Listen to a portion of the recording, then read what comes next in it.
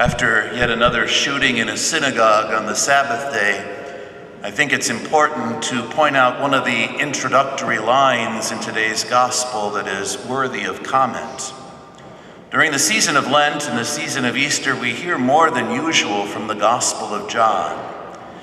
And unlike Matthew, Mark, and Luke, which segregate the Pharisees and the Sadducees and the scribes and certain members of the Jewish faith, John's gospel was written right at the time of the break between the synagogue and Judaism and Christianity.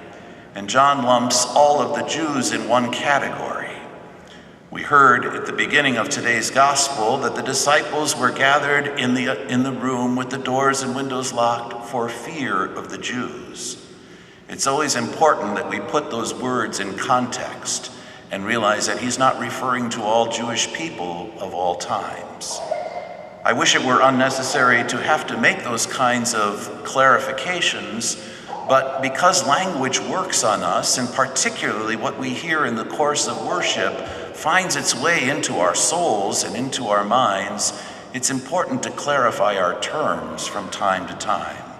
And especially in Holy Week and the week of Easter, this Easter octave, we hear several references to the Jews, which really mean certain Jews at a particular time. Of course, as people of faith, our hearts go out to those who are victims of anti-Semitism and all those who are victims of hatred. Not only the Jewish people in Southern California who had their synagogue attacked, but we can think of our brother and sister Catholic Christians in Sri Lanka who are not able to worship in church today. All of the masses in that country are being televised because people are afraid to come out of their home and there are threats of further violence. That makes the message of Jesus on Divine Mercy Sunday or the second Sunday of Easter all the more striking, because Jesus himself was a victim of violence. He was a victim of torture. He took upon himself the sins of the world and all of the consequences of violence and hatred. He took it on himself. And when he rose from the dead, he demonstrated his new life to his disciples and also showed them the wounds of his suffering. He still carries those wounds with him. Members of his body, the church, are still wounded. But the risen Jesus, displaying his wounds, is not coming back for vengeance. On the contrary, the message to his disciples is a message of forgiveness. He who could forgive even while hanging on the cross proclaims a message of mercy when he first sees his disciples in one place after the resurrection. He commissions them to proclaim the forgiveness of sins. He empowers them with his own spirit to be messengers of mercy in the world. And that's something that the church has to continue today.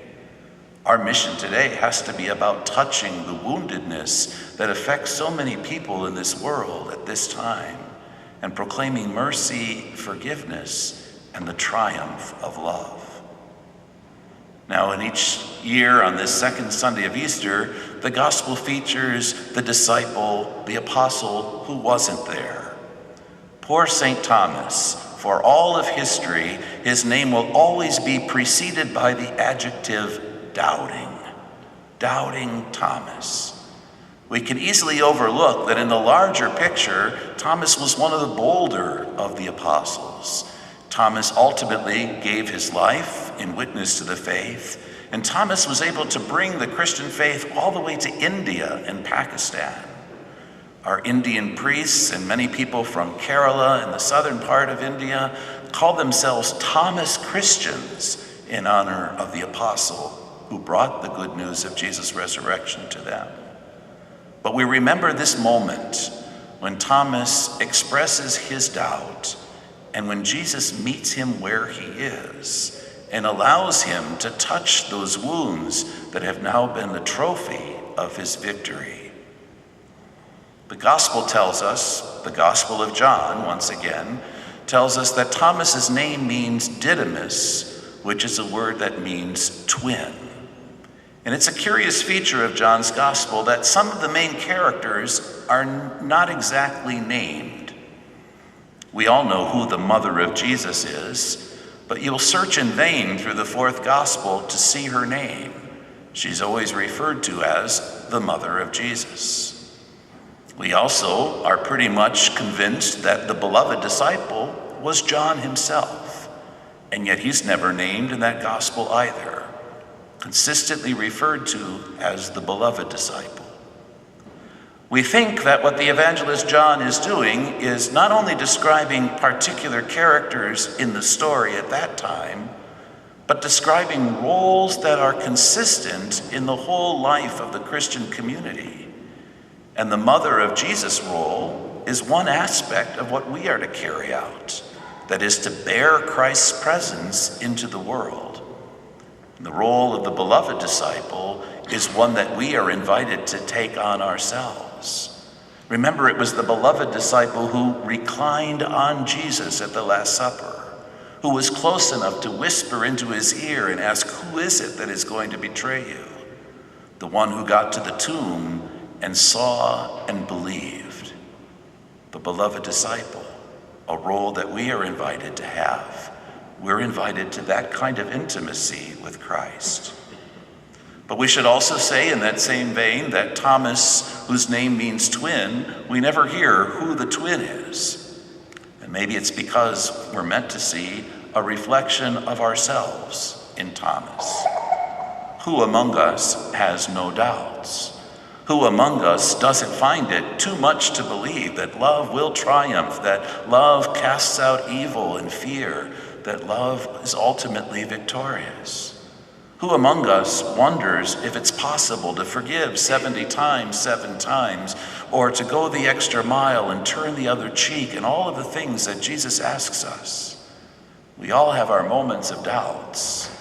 Unlike Thomas, we don't want to be remembered for all of history for that weak point in our faith, but to recognize our friend, our twin, who had that same experience, and know that Jesus met him where he was and brought him to belief, is a very consoling message for us.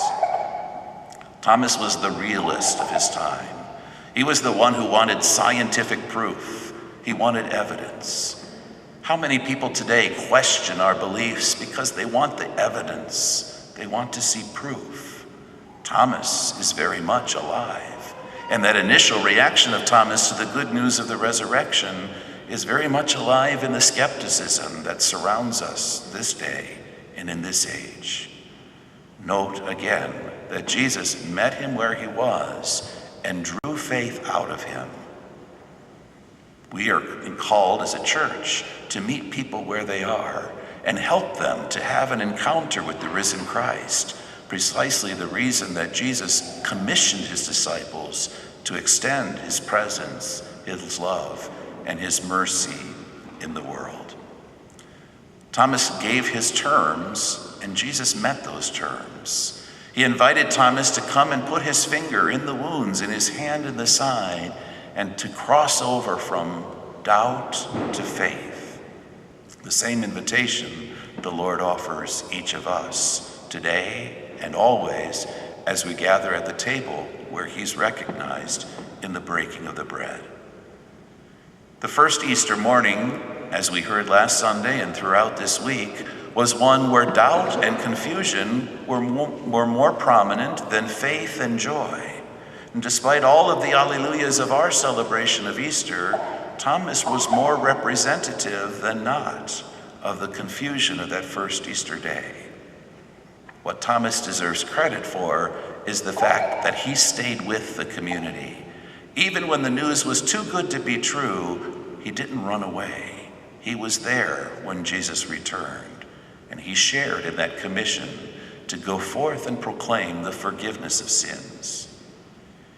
In our times of violence, our times of division, our times of suffering, our times of all kinds of things that are contrary to the gospel message, we as a church have to be able to touch the wounds and invite people to come close to Christ, the wounded one who came back not for vengeance, but to announce the triumph of forgiveness and mercy.